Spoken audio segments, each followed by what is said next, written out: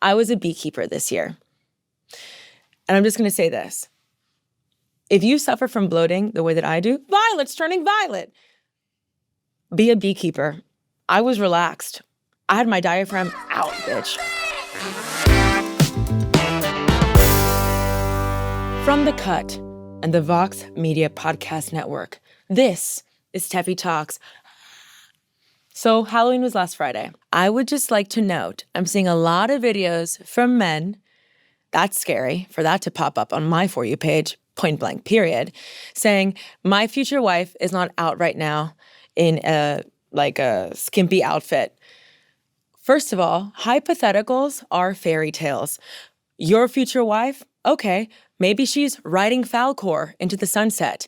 Second of all, whenever I hear someone say, my future wife, I immediately imagine one of those like sex dolls with like Lars and the Real Girl with Ryan Gosling.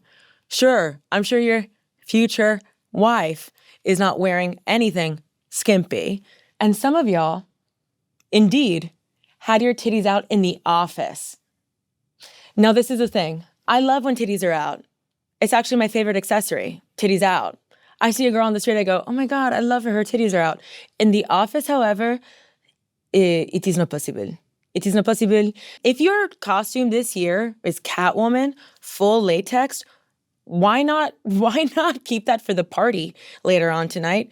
Not for, I don't know, Steve in HR or Brian in accounting to like oogle at you. Because now I have to, tell you love your titties, love they're out. But, I got to make sure you pay your rent. You can't get fired now, girl. I need you to imagine your workplace as an elementary school. If you wouldn't wear your costume to a presentation in front of third graders, don't wear it in the office. That's just my rule of thumb. Dorothy during the day, Catwoman at night. Keep it sexy. Keep it sexy. And I encourage you to have your titties out Halloween nighttime to ensure you don't marry a fucking loser. If you're watching the show on YouTube, take a moment to subscribe. I'll give you a minute. I'll give you a minute. And by minute, I meant 3 seconds. Here at Tefi Talks, we like to talk about showbiz because there's no business like business that isn't mine. Today, we're going to be talking about Lily Allen and David Harbour, going from a thing to strangers. But first, let's get into some headlines that caught my eye this week. The news this week actually just ended up being a roundup of things that I've spoken about in the past with new layers, new drama, new color. Katy Perry and Justin Trudeau made it official last week. They were on, and then they were off, and now they're back on. Ladies, #relatable. Who hasn't been there? Pop stars. They're just like us. Okay, not me, but I once was there. Okay, in August, I told The Office that retired Canadian Prime Minister and Katy Perry were papped sharing dinner, which to my surprise, as I got older, realized that two people did not go get a pap smear together. Then it seemed like things had fizzled out between Justin and Katy. Then the two went to a cabaret at Crazy Horse in Paris. It's my favorite thing to do in Paris, okay? Actually, I took my two very good friends to Crazy Horse in Paris, and they were sobbing, and I was like, I know this is like beautiful, but you like sobbing? And then later they told me, we dropped acid. And I said, oh. Well, last weekend, Justin Trudeau posted a picture of him dressed as the left shark for Halloween. Yes, the famous left shark from the Super Bowl. That was a good Super Bowl. When she got on the horse. Like this. That was good. He is deep in her lore, and I love that. I think that is a love language. I always wonder how celebrities feel about seeing their exes move on. Like Orlando. Is Orlando Bloom, Katy Perry's ex, really like this like spiritual person? And he's like, I don't know, this evolved kind of like French or like maybe a Brazilian person that happens to be my father. Like this kind of, this is life. That's my French accent, this is life. And like sometimes things work out, but like you find love and you must follow it. And sometimes we can blend this family together as like a family of love, you know? Or is it like emailing her being like, I can't believe you're out in fucking Paris with your titties out. You know what I mean, though? Like, I feel like every time guys like, I'm spiritual, I'm like, you're gonna try to sell me a workbook. Yes, you are. You're gonna try to get me to Peru with you, and it's not gonna happen. Now, circling back to someone we've also talked about in this office previously, Lori Loughlin. John Stamos broke his silence about Lori Loughlin's divorce to and I know how to say this name, and we're gonna do it together. Massimo Gianniuli. Ciao. So, and when I say broke his silence, I don't think anyone was like, I wonder what John Stamos has to say about this divorce, but that's just me. John went on the Good Guys podcast and said, quote, she's just devastated. For a girl who has lived her life really well, a good person, a good mother, a good wife, I know this for a fact. He knows this for a fact. Okay. John calls Massimo Gianniuli a, quote, terrible narcissist who he never plans to speak to again. John also insinuated that, quote, all of the hardships she's been in during her life have been connected to Massimo Gianniuli. I believe this is in reference, however, to the cheating scandal that she kind of took the fall for Massimo Gianniuli. Like, I hate to see a bitch be real ride or die, and I say that lovingly with my Floridian heart. I hate to see a bitch be ride or die because 9 times out of 10, you are dying or going to jail. You know what I mean? This is an impression of me in court because my partner got caught doing something illegal. Ready? Your Honor, it was them. So that's just my outlook, and I wish more women would adopt this with me. Titties out and snitching. I want everyone to know that actually, speaker, I want everyone to know that I think John is in love with Lori. In John's memoir, he called her his Sandra D from Greece, the one that got away, and claims that they made out in Disneyland once, which Lori said did not happen. So I'm obviously going to believe Lori. You know that person that's like, when you start dating someone and you hear someone is like, yeah, we used to talk. You mean I would like your Instagram DMs to me? Reply guy. We also have 2 recession indicators of the week. The first one is that Francis Ford Coppola is selling his watches to, quote, keep the ship afloat. Hello? Francis Ford Coppola is at your local pawn shop trying to negotiate with someone with a glass counter between them. Hello? Are we okay? Are we okay? We're not. On last week's episode, we found out that Travis Kelce, I filed this under things I never thought I'd say. Travis Kelce invested in a restaurant with Ketchup flights. This week, we found out he is also investing in Six Flags. And I can't put my finger on it, but this does feel scary and like a recession indicator. Hello? Travis Kelce is looking up the stock in Ketchup and Six Flags? Hello? Are we okay? We're not. You know what? I feel like having a good time tonight. Titties out, snitching, investing in Ketchup. Let's fucking go crazy. One of the biggest news items of the week, unless you're living under a stupid heavy rock, is singer Lily Allen and actor David Harbour calling it quits after 5 years of marriage. That's not the crazy part. It's why the divorce that is the crazy part, and that she's letting us know via album, which brings us to our deep dive. Let's get deep. Lily Allen and David Harbour. They are first speculated to be dating when they went to the BAFTA tea party together in January of 2019, which I was not invited to. A year or so earlier, she had broken up with her boyfriend of 5 years, DJ Meridian Dan. DJ Meridian Dan on the ones and twos. Hit it! Damn, where'd you find this? in the garbage. This is a real person.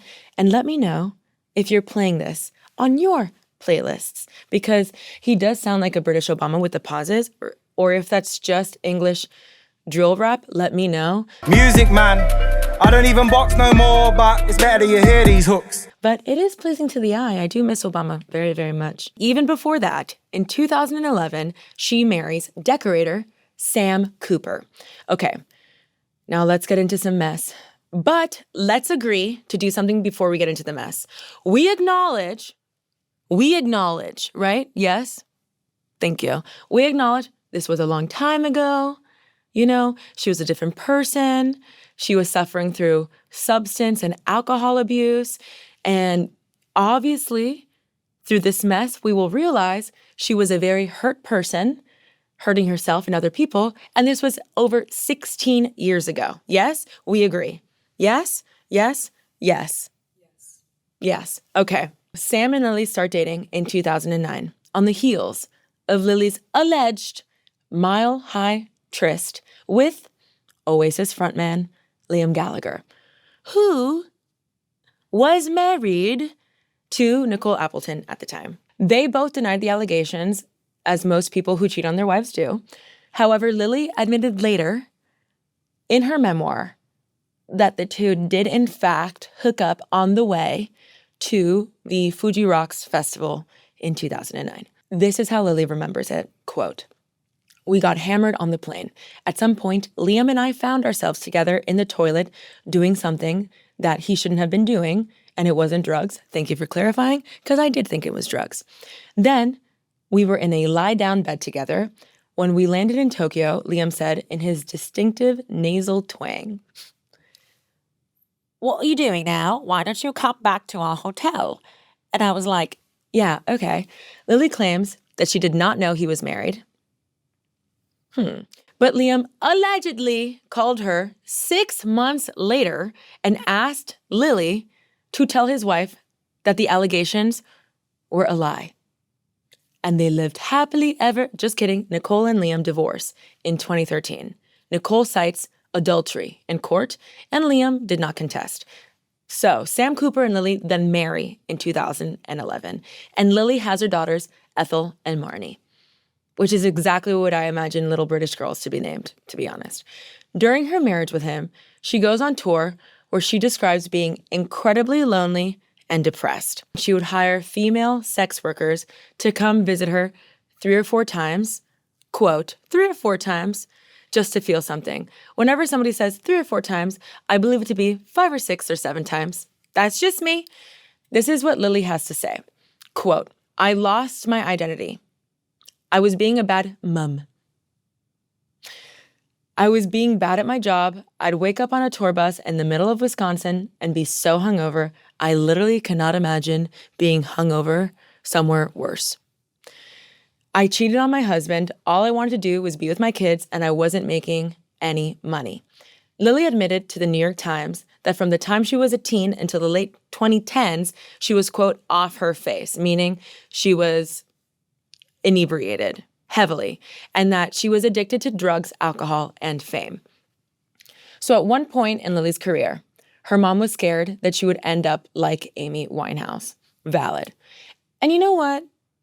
Say what you want, but Lily is telling her truth, and she's not tying it up in a pretty bow or editing it for her to sound like a hero or to sound strong. It's just real. And when you are real, that is that shit that I do like. Everyone wants a real bitch until a bitch is too real. Put that on a t-shirt. Actually, don't. I want to. If you're self-destructive or you've been in a self-destructive place before, you know that hearing people talk so raw and openly about their time being self-destructive makes you feel less alone. I feel that these conversations are so brave and open you up to so much criticism, and it also simultaneously saves lives. Back to Lily. Lily's father was an actor, okay? Her mother was a film producer, but her dad left them when she was 3 years old, and Lily, her mom, and her sister Sarah lived in public housing for many years, which led to an unsettled childhood, included going to 13 schools growing up. 13. I could barely handle changing homerooms. I cannot imagine changing schools 13 freaking times. She struggled with her self-esteem from a young age, saying, quote, "I've always felt like a really bad person ever since I was a kid. Yeah, I don't know what it is. I've just had this feeling deep within myself that I'm not a very good human being. And my mom used to try and drill it into me. You've got to stop beating yourself up. You're a good person." I personally don't believe anyone is bad, but I do think that poor self-esteem and feeling disposable can put you in a place where you act out in ways that are not true to like who you are, your true character, your real values. You know what I mean? Because maybe being true to yourself is more lonely than acting out or being around people that will put the beer in your hand. You know what I mean? But I do believe that people, while there's no such thing as a bad person, I do believe that there are selfish people full of fear. I'll leave it at that. Lily said that the rare times she did spend with her father, he would bring her to a club and get drunk at a bar. Obviously not great, okay? When she was 15, her mom meets the famous actor-comedian Harry Enfield. And all of a sudden, she's flung into like wealth and some stability. But while Harry was away, Lily's mom allegedly struggled with drug abuse. Lily said once, she came home from school to find an empty vodka bottle and pill bottles all around her mom. And Lily allegedly called Harry and he gave her mom an ultimatum about her substance abuse, which led to a divorce in 1996. So while all this is happening, Lily's getting expelled from a handful of expensive boarding schools. This is a roller coaster of a childhood, right? So Lily also has a sister, Sarah, who's 5 years older than her. They fell out in their teens and they were estranged until 2008. Lily wrote a song about Sarah called Back to the Start, talking about teenage jealousies and resentment. She also described Sarah's lifestyle as a loose end that needs rescuing. That is so harsh. The only time I've ever heard someone be like, this is the loose end, is when I'm watching a movie where someone witnesses a murder. So they are on good terms now. But this opens up a larger conversation about Lily's impulse to turn her most vulnerable moments into extremely public songs. And I know what you're thinking. Wait, aren't all songs open and vulnerable? No, to that I say, Toxic by Britney Spears is one of the most famous songs in the world, but we don't know who it's about. You know what I mean? Lily is painfully vulnerable. I think she likes to beat people to the punch. It's like when you accidentally hit your sibling, right? And you run to tell your mom before they can tell your mom what you did, before they can snitch on you, right? Because in that scenario, you're still bad. You might get punished, but you're still trustworthy in some way. There are still points to be won, even though you cause somebody else pain. Does that make sense? I know it does. Thank you.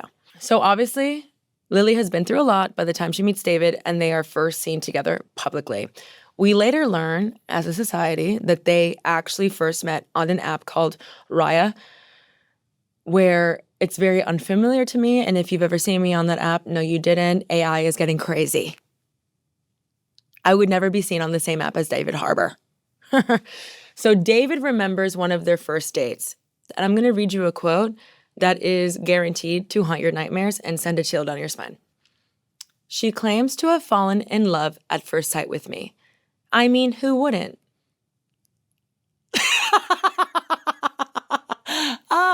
Oh my God, it's so good. Oh, I needed that. Times are dark. I need to laugh when I can. You know what I mean? Continuing the quote, it was our third date. I was just in this phase where I was like, I'm just going to be brutally honest about everything because why lie? And I told her something about my life, about my beliefs. It would take a really extraordinary person to be accepting of the things I said. And I remember thinking, wow, that's somebody I want to be around. AKA, he said, I like to fuck bitches. And she said, me too. This is so like the monologue from Gone Girl, the cool girl monologue. Look it up for yourself. But it's so like Every man wants the cool girl, you know what I mean? She's always down to give you a BJ, and she's always down to watch football, and she doesn't believe in labels, and she's always eating carbs. Work out, she just looks like this. And like, whatever, when you feel a connection with somebody, yeah, of course, go after it, please. I totally understand. I'm a cool girl. Meanwhile, you're at home and you're like, candles, dark cloak, Simona, his picture everywhere with like string around it, some of his hair, maybe a tooth. You will love me. You know what I mean? After the 2019 appearance at the Tea Party, they are off to the races. David and Lily are seen together in September, and they are Instagram official by the end of the year. By April 2020, Lily is wearing a massive diamond ring, and 5 months later, they are married. The wedding was officiated by an Elvis impersonator at Graceland Wedding Chapel in Vegas, and was followed by a meal of In-N-Out burgers because they are just so fucking cool. They're not regular celebrities. They're cool celebrities. Yeah. We don't need so much. We don't need to have like this huge ceremony. Like, for what? We're cool. And you know what? Everybody's eating burgers. In February 2023, they released the Architectural Digest tour Heard Round the World, bitch, where David seems to be not Lily's number 2, but Lily's number 1 hater. He ignores her jokes. He monopolizes the conversation. I don't know. You've had good closets in the past, right? Nothing like this. This Really? is amazing. Yeah. I love like I built it. I know. I've been It was in working fact so built by hard a with this. Brazilian company called Florence, who we are very grateful for. It seems things really take a turn December 2024 when Lily Allen is seen without her engagement ring and then goes on a podcast and talks about spending Christmas alone. In January 2025, a Lily Allen profile was seen on Raya. ¿Qué? Quoi? What? So people see her on Raya, right? And they're like, wait, is she onto Sleuth to try to see if her husband, David Harbour, was active on the app? Celebrities, they're just like us. Because who wouldn't be like, oh my God, Lily Allen is on Raya? You know what I mean? She's like, ha, fedora on, collar of the trench up.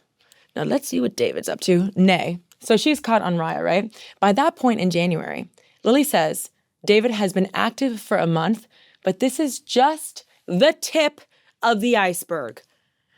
Last week, Lily Allen releases West End Girl, which seems to reveal the series of revelations that lead to the end of their relationship. This is Lily's rumor/lemonade, right? Written during the 10 days in December 2024, when she felt the foundation of her relationship crumbling beneath her. We start with the title track, West End Girl, where Lily talks about her idyllic domestic life in New York and making her West End debut in 2021. She seems to, allegedly, claim David was trying to diminish her acting abilities and was gaslighting her into believing that she's a bad actor. During her time in London on the West End, Lily feels distance and tension in her marriage. The end of the song is, allegedly, a call where David is asking to open up the marriage. Then in the song Ruminating, she talks about feeling insecure about the boundaries of her open relationship, meaning, AKA, David's not following the rules. Here are some lyrics. Did you kiss her on the lips and look into her eyes? Did you have fun? Now that it's all done, will you tell me I'm still your number 1? Oh my God, it makes me want to throw up.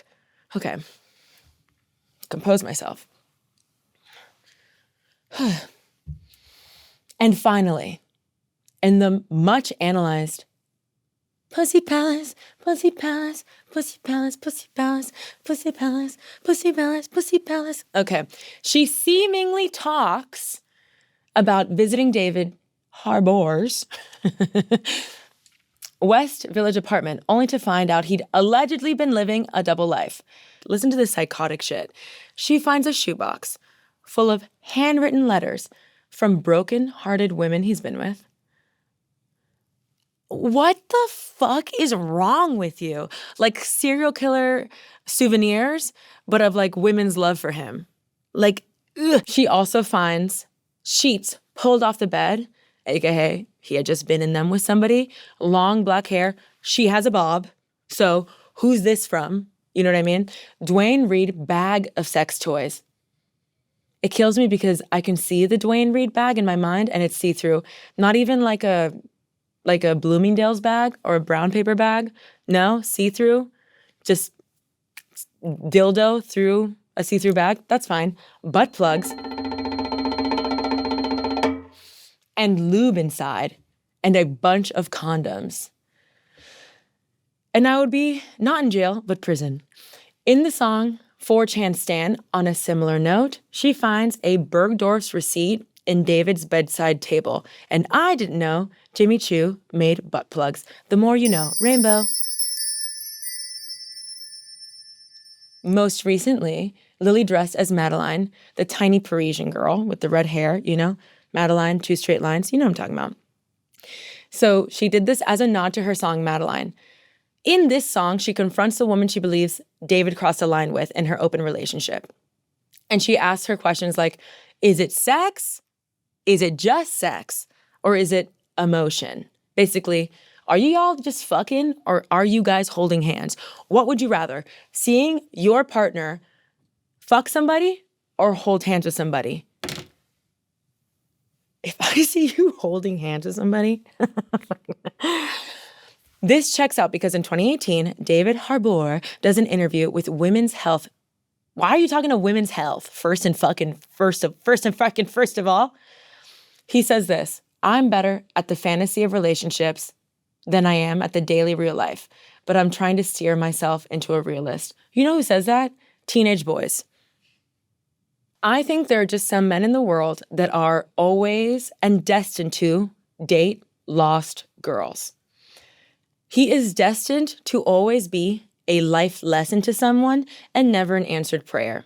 The kids in Stranger Things are more mature than the man who plays a father figure. Think about that for a second, please. While David Harbour is paying $20 a month for Raya Premium, Millie Bobby Brown and her husband are happily applying E40 on their dog's wheelchair together. All of what I just said is super mean, and I want it to sting, so let's sit with it.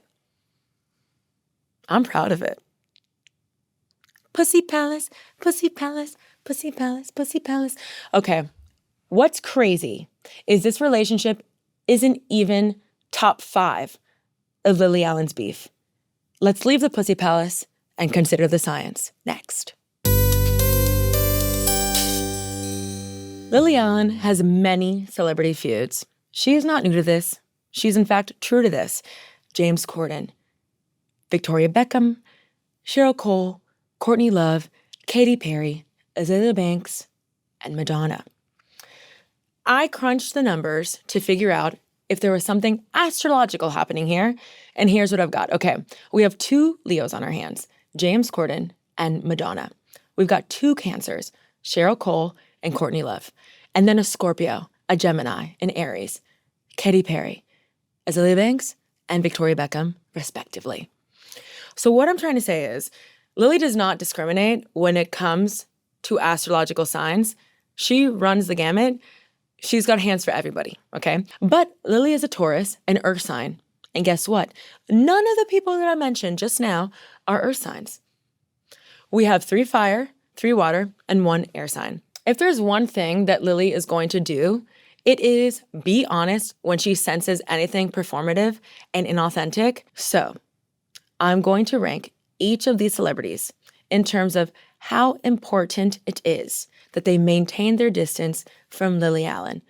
Ranking at the top, we've got the fire signs. Madonna, James Corden, and Victoria Beckham. Y'all should stay far, far away from Lily Allen. Everybody knows that I love Victoria Beckham, so this does, make me a little angry. But one time, Lily Allen said this about Vicky B.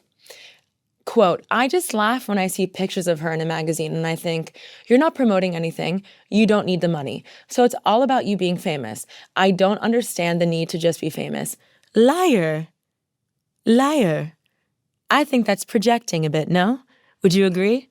I think so, because Lily later admits that she herself was a bit addicted to fame, and that's why we must understand people's bad behavior as a projection of their own insecurity. So every time you say something mean to me, I think, oh, I'm just being a mirror. However, when you do talk about my mole, I do think, oh, maybe this isn't a mirror. Okay, so next, we have the water signs. We have Courtney Love, who's a Cancer, Cheryl Cole, who's a Cancer, and Katy Perry, who's a Scorpio.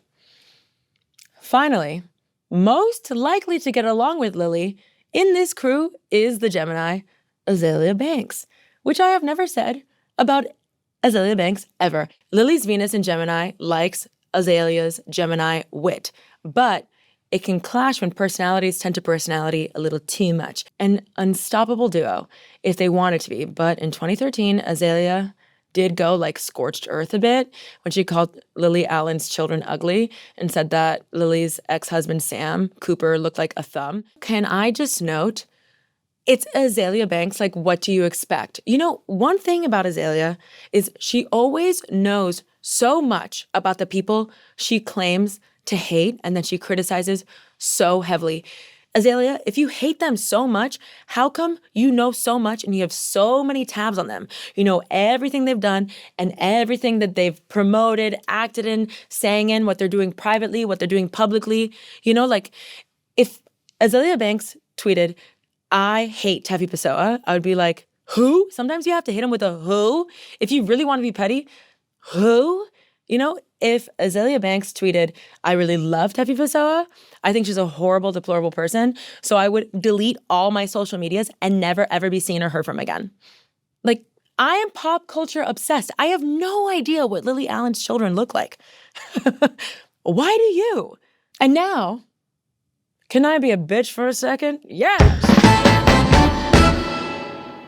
This is coming out on Wednesday, November 5th.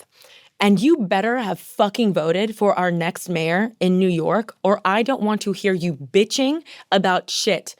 If you do not vote and you say, well, I think, well, the MTA, zip it. I cannot stand a bitch that doesn't make her voice heard at the ballot box and then wants to make her voice heard. No, absolutely not. If you want to complain, vote. It takes 3 minutes. I have never spent more than 3 minutes at a polling site. And stop fucking people who do not vote. They don't care about you, and even worse, they don't care about themselves. Ew. So what did we learn? Next Halloween, let's pretend your workplace is an elementary school. And would you wear your latex costume to an elementary school? Someone please buy Francis's watch. And before this episode, I had no idea what a Ketchup flight was. Lily Allen is going through a breakup, and David Harbour is going through so much lube. Azealia Banks is somewhere memorizing a thesaurus, and do not sleep with people who don't vote. If you're not already following the show, find us everywhere at Tefi Talks. Subscribe on YouTube and all the podcast platforms, and Instagram and TikTok so you can share with your other work bestie. Tefi Talks is produced by the Vox Media Podcast Network and The Cut. For a special discount on New York Magazine and The Cut, visit nymag.com/Tefi. That's me. Now let's listen to this music. Ding, ding, dong, dong.